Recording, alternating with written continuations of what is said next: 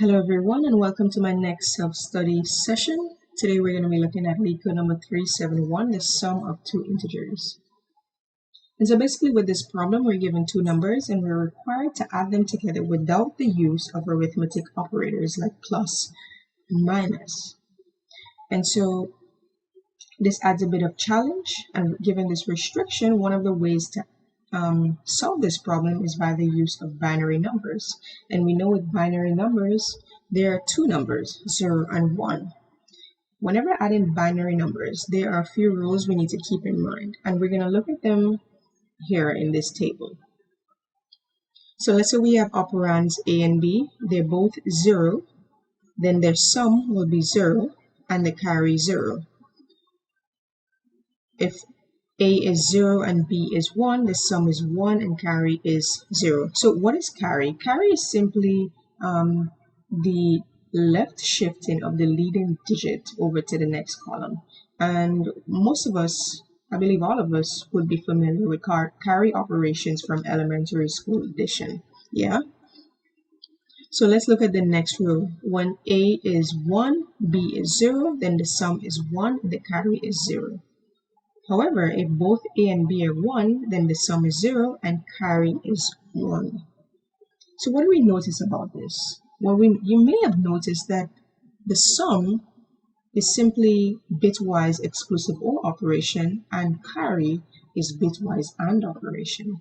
So exclusive OR results in 1 only when one of the operands is 1, 0 otherwise. And we see that here in the last row, when both of the operands are 1, the sum is 0 and the carry is 1. However, if either one of the operands is 1, then the sum is 1 and the carry is 0. On the other hand, we may be more familiar with the AND, the bitwise AND operation. It's only when both operands are 1 we get a result of 1, 0 otherwise.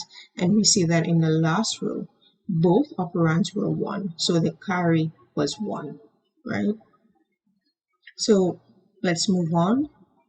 Let's look at, some ordinary column addition method and to, further familiarize ourselves or realize how we can go about solving this problem programmatically, right? Okay, so let's say we have the numbers 5 and 4. 5 in binary is 101 and 4 in binary is 100. And so we have these numbers here in a table. A is 5 and B is 4.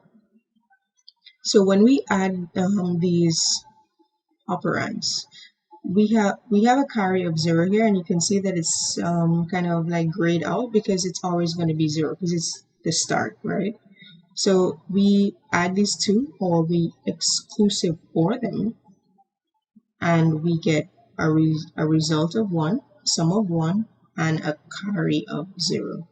They're all now 0, so obviously the sum is going to be 0 and a carry of 0.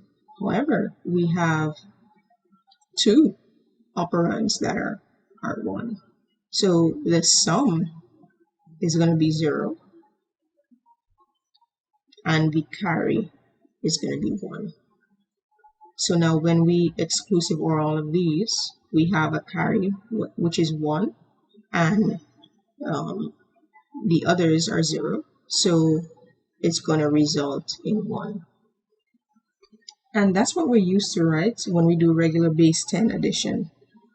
It's pretty much the same process. So if we look at the number 122 and we add 49 to it, if we add 9 and 2, we get 11. We bring down the 1 and we carry over the 1. We add these numbers together, we get a 7 and we get a carry of 0. We add them together and we simply bring down the 1. And so the result is 171.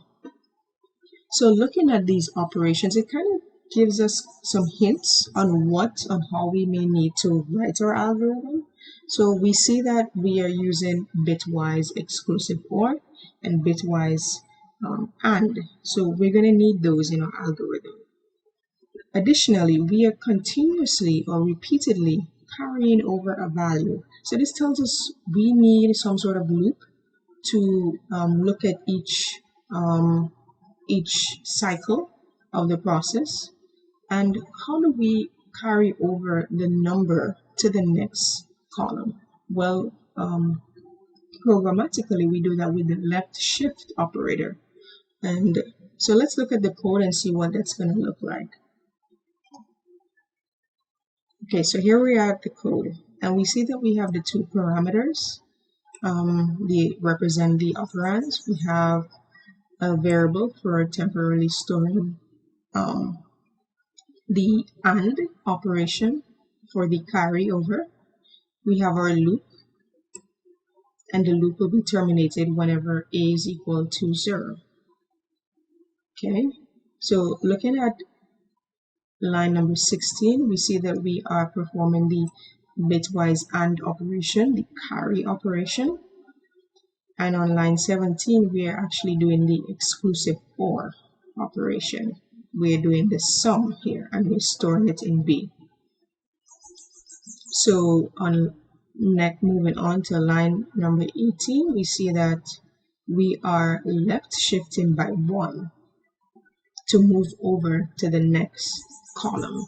Now, if A ever results in 0, then it means we have completed our addition process, and we can exit the loop and just return whatever we have as the sum, which we stored in B. And that is pretty much it for this algorithm.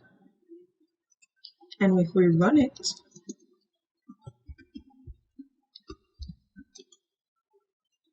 let's see, 371, we get 9 or 1001. And isn't that what we arrived at when we added 5 plus 4? We get 9. So that's pretty much it for this session. If it was helpful to you at all, please let me know. If I missed anything, please let me know in the comments below. Like and subscribe. Thank you so much for joining me, and I'll see you next time. Ciao.